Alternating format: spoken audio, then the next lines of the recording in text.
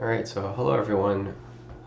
Today we're still talking about present tense in French, but unlike last video where we talked about regular present tense verbs, today we're talking about irregular verbs. So let's start off with, what does irregular verb mean? How exactly are they different from a regular verb? So regular verbs, as we call it, are verbs that follow a specific pattern, like what we learned in the last video. In this video, we're going to talk about irregular verbs, which means they're verbs that do not follow the regular pattern that we learned about. So let's talk about the first. Usually we learn these four irregular verbs first. So we start off with our two most important verbs in French: avoir, which means to have, and être, which means to be. Now, we're going to notice that, again, all verbs end with either er, ir, or re endings. And I've bolded it for you over here. But we're going to see they don't really follow the pattern that we learned about last video. And unfortunately, for our French learners, we will have to memorize these new conjugations for each specific verb. So let's take a look at avoir and être to start off. We have avoir, which goes j'ai, tu as, il a, nous avons. And notice, because there is an S over here and the next word starts with a vowel, usually what we will do is we will link these two together with a Z sound to make it sound like nous avons instead of nous avons, two separate words. Next one, same thing, we are going to link it together. It now becomes vous avez. And same thing for this one, because it starts with a vowel again, we're going to link the two together and it's going to sound like ils or elles ont. Again, with the Z sound.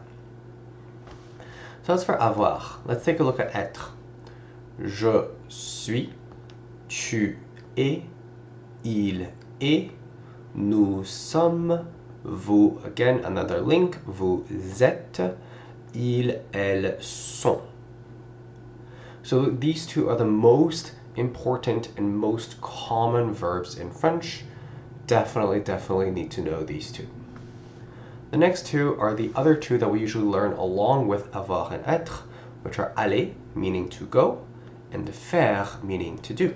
So let's take a look. Je vais, tu vas, il va, nous allons, again the link, vous allez, ils vont, elles vont. Next one, faire, to do, or to make. Je fais, tu fais, il fait, nous. This word is pronounced very weirdly. If you've ever seen my pronunciation videos, you would know that usually this would be pronounced faisons, but it's actually not pronounced that. It's pronounced like an E instead, Frenchy, obviously. So it would be nous faisons instead. Nous faisons, vous faites, ils font. Notice how these four all end with ONT as their endings. So despite us saying that irregular verbs don't follow the regular verb pattern, there are irregular verbs that follow similar patterns. And I've tried grouping them for you in this video. So these are the four most common and usually the first four that we learn, the irregular verbs that we learn. Let's move on to our next set of verbs, which are pouvoir, vouloir, savoir, and devoir. Now these four verbs usually we learn very early on as well, because these four verbs are what we call semi-auxiliaries. What this means is that we can use these verbs with other verbs. Let's talk about what they mean first. Vouloir means to want. Pouvoir means to be able to. And in English, when it's conjugated, it's something like I can, right? I can do this. I'm able to do this. Savoir is to know. And finally, we have devoir, which means to have to. And again, in English, we say this as I must, or I have to do this. So the reason why I say these 4 verbs are called semi-auxiliaries, where we can use them with other verbs, is, for example, you can say, I want to eat. See how the verb want is talking about a different action that we do, or I can eat. I know how to eat, or I have to eat. So in French, we can actually combine this with other verbs. But let's first talk about the conjugation. So you're going to notice vouloir and pouvoir, these 2 conjugations are very, very similar. Je veux, tu veux, il veut. We're going to move on to pouvoir. Je peux, tu peux, il peut. Notice how il, elle, on, we cannot use X anymore. It will never end with an S or an X. And then we go on to nous. So nous voulons, vous voulez, nous pouvons, vous pouvez. And then finally, ils, elles veulent, and ils, elles peuvent. Again, very, very similar. You're also going to notice a specific pattern over here. So, and we're going to notice this pattern with a lot of irregular verbs. So, the pattern that you're going to notice is that je, tu, il, elle, on, plus il, elle, pluriel will be a set, and nous, vous will be another set. So what does this mean? Let's take a look at the conjugation to see what that means. See how vouloir is a V-O-U, but when it's conjugated, it becomes V-E-U, V-E-U, V-E-U, and V-E-U. But when we go to nous and vous, see how it changes back to V-O-U? And same thing applies for pouvoir. EU, EU, EU, EU. And then nous and vous, it goes back to OU. So usually either nous, vous, the set of nous, vous is irregular, or the set of the other 4 are irregular. And this pattern comes up very, very often. Not to say it comes up with every single irregular verb, but many of them you're going to notice this pattern.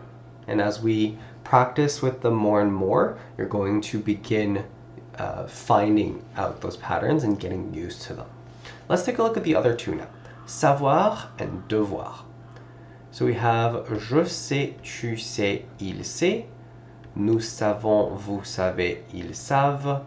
Je dois, tu dois, il doit. Nous devons, vous devez, ils doivent. Again, you're going to see this pattern, right? Even though there is no I here in our conjugation, there is an AI, AI, AI, and then OI, even though there is no E, OI, OI, and another OI. Now you're going to notice savoir over here, it did not follow that pattern. Right? Savoir over here, it did not follow the pattern, it's not AI.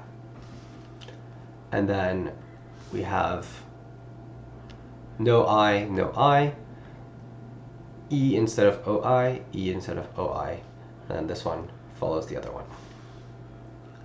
Okay, so these are our 4 semi-auxiliaries, very, very common verbs that we learned very early on as well. Very common irregular verbs. Next we have more of them. For these ones specifically, they are just very common irregular verbs that you will often see, but there is no specific order in which we learn them anymore. The other 8, usually we learn them very early on. These ones, it depends on what comes across and what the teacher decides to teach first. So let's take a look at some of these. We're going to go a bit faster. So let's take a look at this first set. Now, unlike the other 2 rows, they're not in sets of 4 anymore, rather in sets of 2, 3, or 4. So I've tried grouping them in order for you to see similarities between specific verbs. So our first set is croire and voir. You're going to notice again, very, very similar. So, je crois, tu crois, il croit. Nous croyons, vous croyez, il croit. Je vois, tu vois, il voit. Nous voyons, vous voyez, il voit. And the reason why these two both have a Y there is because otherwise, if we follow the regular pattern of this, it looks really weird. Croit. And it sounds really weird. So instead, the French people decided, you know what, we're going to put a Y there to make it sound smoother, which is the reason for a lot of irregularities. Right? Croyons instead of croyons. It sounds better. Same thing with voyons instead of voyons. So this is these two, croire and voir. Croire, to believe, and voir, to see. Notice it's not to look. To see and to look are different. Next we have dormir. So this is by itself. We have je dors, tu dors, il dort. But just another thing to notice, again, we're never going to end il, elle, on with an S or an X. So usually it's either a D or a T, usually. So, je dors, tu dors, il dort. Nous dormons, vous dormez, il, elle dorment. So that's irregular. Next, we come to our first set of many different verbs. So you're going to notice venir as a base verb is in all of your other ones. So venir exists in all of the other verbs. And as a rule of thumb, if you ever see another verb at the end of one verb, what you have to do is you just conjugate this verb and then you just add on the extra letters. Very, very simple. So we'll do an example later. So let's start with the verb venir. Je viens, tu viens, il vient. Nous venons, vous venez, ils viennent. Let's take a look, for example, for the verb devenir. Notice how there's an extra DE in front. So if we were to conjugate it, it would just be de, and then plus the conjugation for venir. Devient, devient, devient, devenons, devenez, and deviennent. See? So it's conjugated the exact same way, we just tack on our extra letters. And you can imagine for revenir, which means to come back, devenir means to become. For revenir, instead of the D, it's just an R instead. Right, and I can show you that over here. It's just an R instead. Revient. Revient, revient, revenons, revenez, reviennent. So no need to remember 3 different verbs. In fact, you just have to remember 1 and understand this rule. Let's keep going. Ooh, that was not meant to happen. Let's keep going. So I have a set of 2, or 2 sets of 2 rather. You have 2 sets of 2, mettre and remettre, and then prendre, and it's verbs that follow it, such as comprendre and apprendre. So again, you're going to notice very, very similar in terms of how they're conjugated. Irregular, irregular, irregular, irregular, and back to regular. Or still irregular. So, je mets, tu mets, il met. Notice no S. Mettons, mettez, mette. Je prends, tu prends, il prend. Notice again, no S. Nous prenons, vous prenez, ils prennent. That's how we pronounce it. Our next set is partir and sortir. Je pars, tu pars, il part. Nous partons, vous partez, ils partent. Je sors, tu sors, il sort. Nous sortons, vous sortez, ils sortent. Let's talk about what these verbs mean. So le verbe mettre, this verb means to put. Remettre, as with many RE starts, it means back or again. So remettre means to put back or put again. Next we have prendre, which is to take. We have comprendre, which is to understand. Think about the English word to comprehend. So, it's a synonym. And then we have apprendre, which is to learn. Again, as with the verb up there, just add on the extra letters at the front. But it's conjugated the exact same way as prendre, to take. Next we have partir, which is to leave. And we have a very similar one, sortir, which is to go out, or to exit. Okay, our next set of two or three is dire, to say, vivre, to live, and lire, to read. So notice how they're all conjugated very similarly. Je dis, tu vis, je dis, je vis, je lis. Tu dis, tu vis, tu lis. Il dit, again, we switch to T, not S. Il vit, il lit. Nous disons, nous vivons, nous lisons. Vous dites, vous vivez, vous lisez. This is just a special case. Ils disent, ils vivent, ils lisent. Next we have this one, tenir, which actually should be grouped with venir up there. You're going to notice it's very similar in its conjugation. So, je tiens, tu tiens, il tient. Nous tenons, vous tenez, ils tiennent. Very similar to venir, which was up there.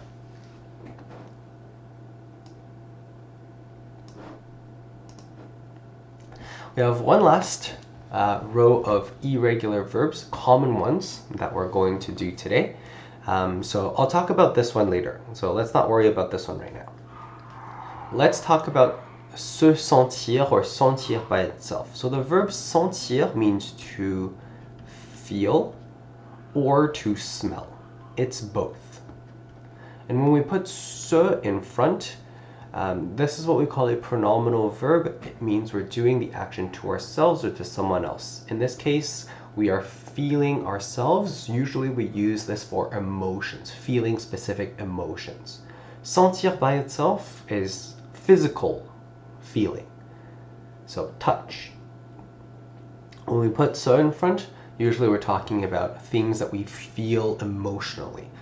So I feel anger, I feel joy, things like that.